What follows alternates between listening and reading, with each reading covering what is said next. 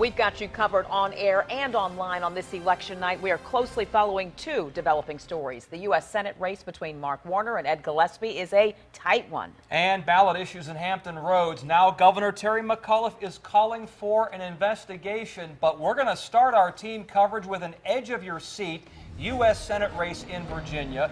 Much closer than expected. All the drama of the fourth quarter of the Super Bowl here. Take a look. Mark Warner and Ed Gillespie virtually tied. Gillespie barely leading Mark Warner at this late hour. That's right. Really too close to call. 10 on your side's Andy Fox is live in Arlington with Mark Warner's campaign. Andy, 2 hours ago you tweeted it was too close to call and there was no celebrating yet at Warner's camp. So what's the latest now?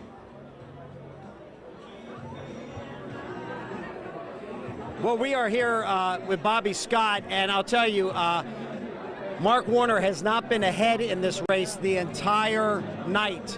Are you concerned, and why is this race so close? Well, we expected it to be close. If you look at the last statewide races, we had a sweep, governor, lieutenant governor, attorney general. None of them were ahead till late in the night.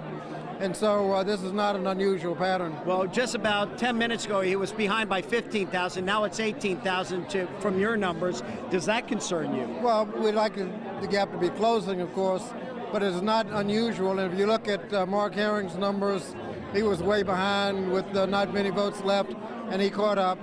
When Terry McAuliffe ran, he did better in Alexandria, his home city, Mark Warner's home city, by 7 percentage points. Does that concern you?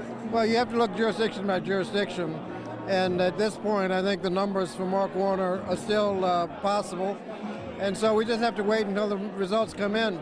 The fact that he's behind now with so many votes left is not unusual. Right. And I'll tell you, there's not been a lot of cheering from the numbers for other candidates, but not for Mark Warner. Just really close. It's going to be close. We expected it to be close all along. The polling was basically name recognition. People recognized Mark's name, did not recognize Gillespie's name, but we knew it was going to be close. Congressman Bobby Scott, who won because, well, he was unopposed. So thank you very much. And that is the latest from the Mark Warner campaign. We will keep you updated, and we will be coming back if we have any updated information. Razor thin. It's going to be a close race, a long night, and we will have all the live updates coming up as warranted. In Arlington, Andy Fox, 10 on your side. At one point, a 5,000 vote separation. Yeah, certainly a tight race now. We have folks everywhere. And let's get live to Aaron Kelly in Springfield now. And you're live with the Ed Gillespie campaign. So how do they feel there?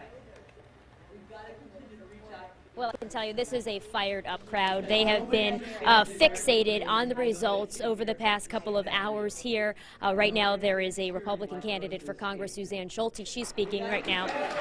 But we know that the crowd here is just waiting to find out what these results are going to be. They've been looking at the television. They've been chanting, "Go, Ed, go." Every time they see the results or they see the Republicans gaining in the Senate, you hear cheers from the room here. We talked to some supporters today of Ed Gillespie. They told us that they thought this was going to be a stunner that was going to happen tonight. Obviously, we know it is too close to call right now, but the crowd here is fired up. They have been closely watching for those results to come in here, and we're going to be here waiting for them to come in. I talked to Mark Obenshain, a Republican state senator, about this. I asked him what his prediction was. He said, "I couldn't begin to tell you, but he does call this a heavyweight slugfest." We will be watching it. That's the latest here, live in Springfield. Aaron Kelly, 10 on your side.